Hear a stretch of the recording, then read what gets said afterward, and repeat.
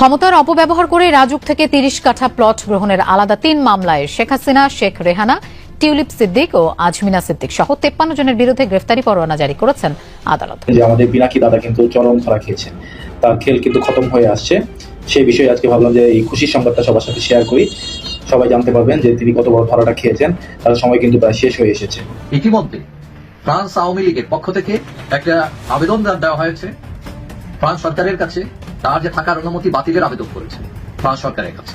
এই আবেদন পাঠানোর পর এখন রীতিমতো ভয়ে আসছেন পিনাকি বাবু, কারণ এই আবেদনের পর নিশ্চয়ই ফ্রান্স সরকার এটা তদন্ত করবে এবং এটাতে সত্যতা পাওয়া গেলে তিনি হয়তো ফ্রান্স থেকে বহিষ্কৃত হতে পারেন। আওয়ামী লীগের জন্য কিন্তু দারুণ সুখবর আসছে, সব দিক থেকে দারুণ সুখবর আসছে। বাংলাদেশ সহ আন্তর্জাতিক মিডিয়া যে জরিপগুলো করছে, সেই জরিপগুলোর মধ্যে প্রত্যেকটা জরিপের মধ্যে এগিয়ে আছে বাংলাদেশ আওয়ামী লীগ এবং শেখ হাসিনা। বিজয় সুনিশ্চিত।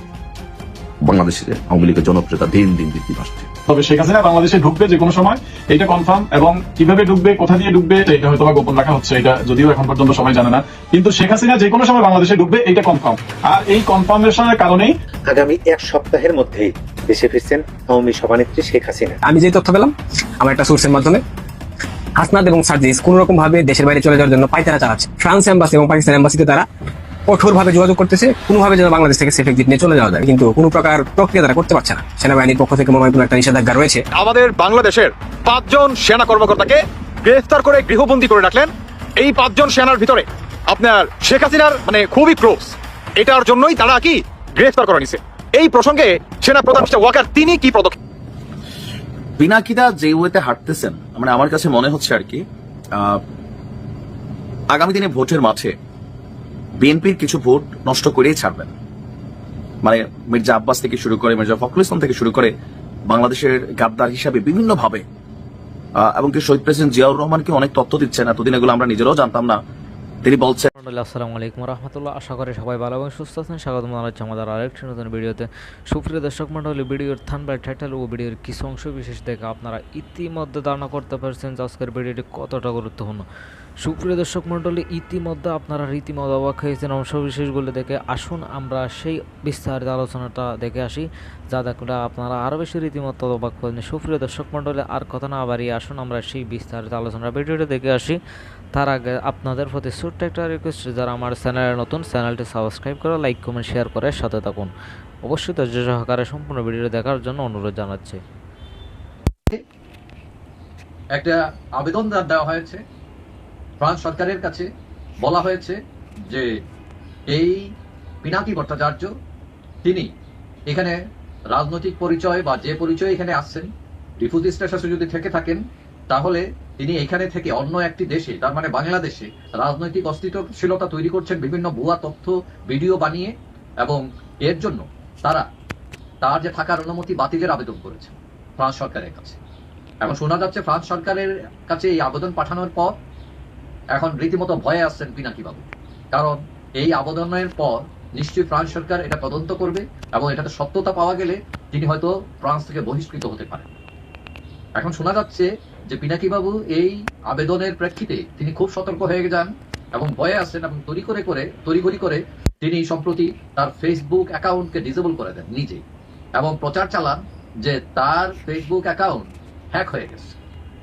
কিন্তু কেউ বলছেন, তার সমালোচকরা, যা তিনি নিজেই এটাকে ডিসেবল করে রেখেছেন এবং এটা প্রচার দিচ্ছেন, এবং আরেকটা ফেসবুক নতুন আইডি খুলছেন তিনি, এবং সেটা সতর্কভাবে পরিচালনা করছেন যাতে ওই ফেসবুক আইডি থেকে কোনো তথ্য না আসে যেটাতে তিনি বিপদে পড়তে পারেন। কারণ আগের যে তার ফেসবুক পেজ ছিল সেটাতে অনেক ভিডিও ছিল বা বিভিন্ন তথ্যপাত্র ছিল যেটি তার ফ্রান্সে থাকার জন্য হুমকি হতে পারে। এখন অনেকেই মনে করছেন যে ফ্রান্স সরকার পিনাকির বিরুদ্ধে ব্যবস্থা নিতে পারে, এবং তারা যদি সত্যতা খুঁজে পায় যে তিনি ফ্রান্সে বসে অন্য দেশগুলোতে বা ফ্রান্সের মধ্যে কোনো অস্থিতিশীলতা তৈরি করার চেষ্টা করছেন, তাহলে তাকে যে থাকার পারমিশন দেওয়া হয়েছিল সেটা বাতিল হতে পারে এবং তিনি কি আউট হতে পারেন। তবে এই প্রক্রিয়া এখনো চলছে বলে শোনা যাচ্ছে, এবং তার এখানে থাকা না থাকাটা এখন অনেকটা হুমকির মধ্যে আছে এবং ভয়ে আছেন পিনাকি ভট্টাচার্য। যাই হোক, আমরা হয়তো কিছুদিন পরে জানতে পারবো যে তিনি থাকতে পারলেন নাকি আউট হয়ে গেলেন ফ্রান্স থেকে, এবং ফ্রান্স থেকে আউট হলে কোথায় যাবেন, কিভাবে থাকবেন, বাংলাদেশেও তার ফেরলে সেখানেও তার বিপদ আছে কিনা, বিভিন্ন ইস্যু আছে। হাসনাত এবং সার্জিস কোন রকম ভাবে দেশের বাইরে চলে যাওয়ার জন্য পায়তারা চালাচ্ছে, কিন্তু কোনো প্রকার প্রক্রিয়া তারা করতে পারছে না। সেনাবাহিনীর পক্ষ থেকে মনে হয় কোনো একটা নিষেধাজ্ঞা রয়েছে, সুস্পষ্ট কোনো ব্যাখ্যা কিংবা তথ্য আমার কাছে নাই। তবে আমি এতটুকু শিওর হইলাম, ফ্রান্স এম্বাসি এবং পাকিস্তান এম্বাসিতে তারা কঠোরভাবে যোগাযোগ করতেছে কোনোভাবে যেন বাংলাদেশ থেকে সেফ এক্সিট নিয়ে চলে যাওয়া যায়। কারণ 7 মাসে ভাই যা যা করছে, আপনার এই জুলাই অভ্যুত্থানের যে মেটিকুলাস প্ল্যানের অংশ হয়ে বাংলাদেশের রাষ্ট্রীয় সম্পদ ধ্বংস করা, বিভিন্ন মতের মানুষের উপর নির্যাতন, নিপীড়ন, নির্মমতা চালানো, সংখ্যালঘুদের উপর হামলা, ধর্ষণ, তাদের ঘরবাড়ি লুটপাট, ডাকাতি, দখল, এরপর আওয়ামী লীগের কর্মী সমর্থকের উপর কি কি করেছে সেটা আপনারা সবাই দেখেইছেন, এটা নতুন করে বলার কিছু নাই। তো এই যে মেটিকুলাস প্ল্যানের অংশ হয়ে তারা যে একটা মানে আপনার কি বলে ভয়ের সাম্রাজ্য সৃষ্টি করেছে পুরো দেশব্যাপী, বাংলাদেশকে একটা জঙ্গি তৎপর রাষ্ট্রের দিকে ধাবিত করেছে, বাংলাদেশকে একটা সুস্থ স্বাভাবিক দেশ থেকে একটা অস্থিতিশীল অসুস্থ দেশে পরিণত করেছে, বাংলাদেশের অর্থনীতিকে যারা পায়ের নিচে ফেলার দ্বার প্রান্তে নিয়ে গেছে তাদের তো অবশ্যই বিচার হওয়া উচিত, এবং তারা বুঝে গিয়েছে তাদের সময় নাই। সেই জন্যই তারা পাকিস্তান এম্বাসির কিছু তাদের যে তথাকথিত দালাল হত্যাকর্তা রয়েছে, যাদের পরিকল্পনার অংশ তারা বাংলাদেশকে ধ্বংসের দ্বার প্রান্তে ঠেলে দিয়েছে, তাদের সহায়তা এবং তাদের চাওয়াতে, তাদের আপনার প্রতিশ্রুতিতে কিংবা কেউ বলতে পারেন তাদের পরামর্শে তারা এখন চুপচাপ রয়েছে, যাতে করে তাদের ইস্যুটা কিছুদিনের জন্য ধামাচাপা পড়ে যায়, এবং ধামাচাপা পড়ে যাওয়ার পর তারা যেন খুব সুন্দরভাবে দেশ থেকে পালাতে পারে। এবং আপনারা জানেন কিনা জানি না, তাদের অধিকাংশ মানে যেই সম্পদ তারা উপার্জন করেছে গত 7 মাসে, সেটাকে তারা কাতার এবং আপনার দুবাই, এই 2টা দেশে এবং সুইজারল্যান্ডের একটা অংশ বা সুইজারল্যান্ডে তারা পাচার করেছে, এবং সেই পাচারকৃত অর্থ দিয়ে তারা তাদের জীবনকে বিলাসী জীবন হিসেবে আগামী দিনে চালানোর জন্য যা যা দরকার সেটা তারা বন্দোবস্ত করে ফেলেছে দেশের বাইরে। এবং তাদের যে দেশের বাইরে যে দালালগুলো রয়েছে, প্রবাসী দালাল, সেই দালালরা তাদেরকে সহায়তা করেছে। এক্ষেত্রে হাসনাত এবং সার্জিস চুপচাপ রয়েছে, তারা কোনোভাবে এয়ারপোর্টের ইমিগ্রেশনটা ক্রস করতে চাচ্ছে, কিন্তু সেনাবাহিনীর একটা অংশ তাদেরকে সেটা করতে দিচ্ছে না। জেনারেল ওয়াকরুজ্জামানের সরাসরি এখানে হস্তক্ষেপ রয়েছে, যাতে কেউ তাদের অনুমতি ব্যতীত সেফ এক্সিট কিংবা দেশের বাইরে যাইতে না পারে। এরা এই প্রক্রিয়ায় আগাচ্ছে, তারা কিভাবে দেশের বাইরে চলে যেতে পারে সেজন্য তারা মিডিয়াতে, সামাজিক যোগাযোগ মাধ্যমে চুপচাপ থেকে নীরব দর্শকের ভূমিকা পালন করছে। অন্যদিকে বিএনপির নেতা দুদু, সে আবার সার্জিসকে প্রধানমন্ত্রী হিসেবে দেখতে চেয়েছে, আপনি স্ক্রিনে দেখতে পাচ্ছেন। এই ধরনের পিকিউলিয়ার সরকার, পিকিউলিয়ার তাদের ব্যবস্থাপনা, পিকিউলিয়ার তাদের কর্মকাণ্ড, সবকিছু মিলিয়ে এদেরকে আসলে বাংলাদেশের মানুষ কখনোই মাফ করবে কিনা যথেষ্ট সন্দেহ রয়েছে। আর এদের চরম শাস্তি বাংলাদেশের মাটিতে, এরা যতই প্রক্রিয়া চালাবে কিন্তু দেশের বাইরে যাওয়ার কোনোভাবে তারা দেশের বাইরে যেতে পারবে না। আপনারা সবাই সতর্ক থাকেন, সজাগ দৃষ্টি রাখেন, যাতে করে কোনোভাবেই এরা দেশ থেকে পালাতে না পারে। যারা মুক্তিযুদ্ধের সপক্ষের শক্তি, বিভিন্ন এজেন্সিতে কর্মরত রয়েছেন, এয়ারপোর্টের নিরাপত্তা রক্ষী হিসেবে দায়িত্ব পালন করছেন, তারা সবাই সজাগ থাকেন যেন এরা দেশ থেকে পালাতে না পারে। শেখ হাসিনা বাংলাদেশে ঢুকবে যে কোনো সময়, এইটা কনফার্ম, এবং কিভাবে ঢুকবে, কোথা দিয়ে ঢুকবে, কোন প্রক্রিয়ায় ঢুকবে, এটা হয়তো আরো কয়েকদিন পরে জানা যাবে। অথবা মানে কি প্রক্রিয়া শেখ হাসিনা নিজে চাচ্ছে, এটা হয়তো গোপন রাখা হচ্ছে, এটা যদিও এখন পর্যন্ত সবাই জানে না। কিন্তু শেখ হাসিনা যে কোনো সময় বাংলাদেশে ঢুকবে এটা কনফার্ম। আর এই কনফার্মেশনের কারণেই সরকারও শেখ হাসিনাকে ঠেকানোর জন্য এরকম প্রস্তুতি নিচ্ছে। এই ছাড়াও পুলিশের প্রত্যেকটা শাখা থেকে, গোয়েন্দা সংস্থার প্রত্যেকটা শাখা থেকে এরকম রিপোর্ট প্রেরণ করা হয়েছে এবং থানা থানা নির্দেশনা প্রেরণ করা হয়েছে যেন আওয়ামী লীগের নেতাকর্মীদেরকে গ্রেপ্তার করা হয়। তারা যেন কোনোভাবে ঘুরে দাঁড়াইতে না পারে, কোন ধরনের মিছিল মিটিং করে, কোন ধরনের সংঘবদ্ধ হয়ে যেন তারা ঢাকামুখী হইতে না পারে। বাস টার্মিনাল, লঞ্চ টার্মিনাল সহ প্রত্যেকটা জায়গায় কড়াকড়ি আরোপের নির্দেশনা দেওয়া হয়েছে। এরই মধ্যে ডক্টর ইউনূস এবং মোদির বৈঠকের পরপরই বাংলাদেশ থেকে ভারতের রপ্তানির জন্য যে পণ্যগুলো এতদিন ধরে শেখ হাসিনার আমলে যে ট্রান্সমিশন পদ্ধতিতে যে পণ্য প্রেরণ করা হইতো, সেই সুবিধা বাতিল করে দিচ্ছে ভারত। এটা একটা মেসেজ হইতে পারে বাংলাদেশের জন্য যে ভারত সরকার তাদের যে চিন্তা ভাবনা, তাদের যে ইথিক্স, তাদের যে নীতিমালা, সেখানে তারা অটল আছে। কোনো বৈঠক, কোনো চাওয়া, কোনো দাবি তারা গ্রাহ্য করতেছে না। তারা তাদের যে প্রক্রিয়া, তাদের যে পলিসি, সেই পলিসিতেই কিন্তু অটল। এবং এইরকম একটা মুহূর্তে যেখানে মাত্র কয়েকদিন আগে থাইল্যান্ডে প্রধান উপদেষ্টা এবং ভারতের প্রধানমন্ত্রীর মধ্যে একটা বৈঠক অনুষ্ঠিত হইলো, যেখানে আমাদের প্রধান উপদেষ্টা, প্রেস সেক্রেটারি সহ সরকারের পক্ষ থেকে খুব সাফাই গাওয়া হইলো যে যেরকম খারাপ সম্পর্ক ছিল ভারতের সাথে, সেটার বরফ গলতে শুরু করছে। ভারত বাংলাদেশের মধ্যে সুসম্পর্ক তৈরি হচ্ছে এবং তাদের দাবি ছিল যে তারা শেখ হাসিনাকে বাংলাদেশের হাতে ফিরিয়ে দেওয়ার জন্য মোদির কাছে দাবি করার পরে মোদি নাকি নাকচ করে নাই, এমনকি সরাসরি দেবে না, দিতে পারবে না, এরকম কোনো কথাও বলে নাই। যদিও এটা ভারতের পক্ষ থেকে অস্বীকার করা হয়েছে শেখ হাসিনা প্রসঙ্গটা।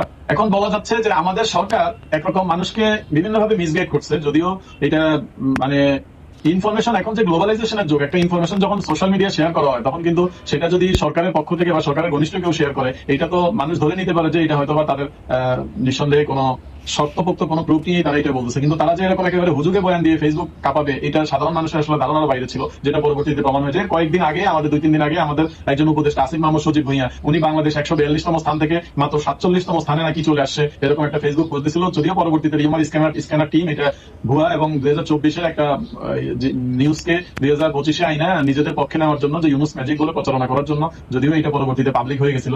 এইভাবে যে অপপ্রচারগুলো সরকারের পক্ষ থেকে করা হচ্ছে, সেটা কিন্তু খুব বেশি দিন তারা টিকতে পারতেছে না, দোপে টিকে না, যে কোনো সময় সেটা পড়ে যাচ্ছে, আবার প্রটেস্ট করতেছে, অন্যরা তথ্য প্রমাণ নিয়ে সেটাকে ভুয়া প্রমাণ করতেছে। এরকম একটা পরিস্থিতিতে যদি শেখ হাসিনা বাংলাদেশে এখন ঢুকে যায়, তাহলে নিঃসন্দেহে এটা আওয়ামী লীগের জন্য অনেক বড় একটা পাওয়া হবে এবং আওয়ামী লীগ খুব শক্তভাবে ঘুরে দাঁড়ানোর সাহস পাবে, সুযোগ পাবে। এমনকি তারা তার শেখ হাসিনার যে দাবি যে শেখ হাসিনাই এখনো বাংলাদেশের প্রধানমন্ত্রী, হয়তোবা শেখ হাসিনা কোনো না কোনো ভাবে সেটা ম্যানেজ করে বাংলাদেশে আসবে, এরকম পরিস্থিতি যেহেতু সৃষ্টি হচ্ছে বাংলাদেশে, এটা হইতে পারে যে সরকারের কোনো টেকনিক, নেতাকর্মীদেরকে গ্রেপ্তারের হয়তোবা এটা কোনো টেকনিক হইতে পারে, আমরা জানি না। তবে সত্যি যদি শেখ হাসিনা কিছুদিনের মধ্যে বাংলাদেশে ঢুকে যায়, তাহলে নিঃসন্দেহে বাংলাদেশে একটা ভয়াবহ রকমের গ্যাঞ্জামের পরিস্থিতি তৈরি হবে। এই পরিস্থিতির দিকেই এখন বাংলাদেশ যাচ্ছে। শনিবার রাত 8টা থেকে পরবর্তী 1-1.5 ঘন্টা প্রধান উপদেষ্টার বাসভবনে যমুনাতে বিশেষ কিছু কি ঘটে গেছে, বিশেষ কোনো ঝড়, এই প্রশ্ন অনেকের মনেই। তার কারণ আপনারা জানেন যে প্রধান উপদেষ্টার পক্ষ থেকে জাতীয় ঐকমত্য কমিশনের সদস্যদেরকে তাগিদ দেওয়া হয়েছে আগামী ডিসেম্বরের মধ্যে নির্বাচন অনুষ্ঠানের লক্ষ্যে সব ধরনের সংস্কার কার্যক্রম বা সংস্কারের উদ্দেশ্যে রাজনৈতিক দলগুলোর সঙ্গে যে সংলাপ তা দ্রুত শেষ করার তিনি তাগিদ দিয়েছেন। এরকম একটি সংবাদ আমাদের সামনে এসেছিল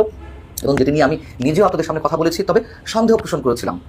যেখানে ডক্টর মোহাম্মদ ইউনূসকে 5 বছর ক্ষমতায় দেখতে চান অনেকে, এরকম একটি বিষয় ছড়িয়ে দেওয়া হচ্ছে। সেখানে হঠাৎ করে ডিসেম্বরের মধ্যে নির্বাচন, খুব স্বাভাবিকভাবেই আমরা আমাদের সন্দেহ প্রকাশ করেছিলাম। ঠিক সেই জিনিসটি ঘটল। প্রধান উপদেষ্টার যে অফিসিয়াল ভেরিফাইড পেজ, সরকারি অফিসিয়াল পেজ, সেখানে যেমন একাধিকবার সংশোধনী আনা হলো যে ডিসেম্বর থেকে জুনের মধ্যে বলেছেন নির্বাচনের কথা। আবার জাতীয় ঐকমত্য কমিশনের বরাত দিয়ে প্রধান উপদেষ্টার প্রেস উইং থেকে যেই বিজ্ঞপ্তি গণমাধ্যমে পাঠানো হয়েছিল সেটিও একাধিকবার সংশোধন করা হয়েছে। প্রথমে 7:57 দিকে প্রেস উইংয়ের সংবাদ বিজ্ঞপ্তিতে বলা হলো যে আগামী ডিসেম্বর মাসে জাতীয় নির্বাচনের লক্ষ্য নিয়ে সংস্কার কার্যক্রম দ্রুত এগিয়ে নিয়ে যাওয়ার কথা বলেছেন প্রধান উপদেষ্টা। পরবর্তীতে 9:13 আবার তাতে সংশোধনী আনা হয়। আবার তার পরবর্তীতে 8 মিনিট পরে সে 9:21 সংশোধনী আনা হয় যে না, ডিসেম্বর নয়, ডিসেম্বর থেকে আগামী 2026 জুনের মধ্যে নির্বাচন অনুষ্ঠানের কথা প্রধান উপদেষ্টা বলেছেন। এত বিভ্রান্তি কেন? প্রথম কথা হচ্ছে ভুল হতেই পারে, কিন্তু একাধিকবার কেন? প্রধান উপদেষ্টার যে অফিসিয়াল ভেরিফাইড ফেসবুক সেখানেও বা কেন? তার প্রেস উইং থেকে কেন একের পর এক এরকম সংশোধনী আনা হবে? নিশ্চয়ই প্রধান উপদেষ্টা বিষয়টি আমাদের কাছে তুচ্ছ কোনো বিষয় নয়, যথেষ্ট সেন্সিটিভ থাকা উচিত তার প্রেস উইংয়ের। 1, ভুলের কথা বলছি। 2 হচ্ছে এর বাইরে কি কিছু ঘটেছে? এর আগে ইন্টারন্যাশনাল ক্রুশিয়াল গ্রুপ ICGর যে প্রতিনিধি দল আমাদের দেশ সফর করে গেলেন, তাদের সাথে আলাপের সময় প্রধান উপদেষ্টা বলেছিলেন যে আওয়ামী লীগকে নিষিদ্ধ করার কোনো পরিকল্পনা সরকারের নেই। তার বিরুদ্ধে ছাত্র সমন্বয়কে অনেকে হুঙ্কার ছেড়ে উঠলেন। ঢাকা বিশ্ববিদ্যালয়ের মিছিল বা বিভিন্ন জায়গায় মিছিল বের হলো প্রধান উপদেষ্টার বিরুদ্ধে, চুপসে গেলেন। তার পরবর্তী তাই নিয়ে কোনো কথা নেই। ঠিক আসলেই কি প্রধান উপদেষ্টা নির্বাচনের কথা বলেছেন ডিসেম্বরের মধ্যে কারোর চাপে, বিশেষ কোনো চাপে? সেই সন্দেহটি বা সেই সংশয়টিও আমি শনিবার রাতে আপনাদের সামনে প্রকাশ করেছিলাম। এবং এর কাছাকাছি কিছু বিষয় আমরা সমীকরণে আনতে পারি আসলে প্রধান উপদেষ্টা কি বলেছে। সম্পূর্ণ ভিডিওটা দেখেছেন, আপনাদেরকে অসংখ্য ধন্যবাদ। সুপ্রিয় দর্শক মণ্ডলী, আমাদের চ্যানেলটি সাবস্ক্রাইব করে আমাদের পরিবারের একজন সদস্য হয়ে যান। সুপ্রিয় দর্শক মণ্ডলী, সুস্থ থাকুন, ভালো থাকুন। দেখা হচ্ছে পরবর্তী ভিডিওতে। আসসালামু আলাইকুম।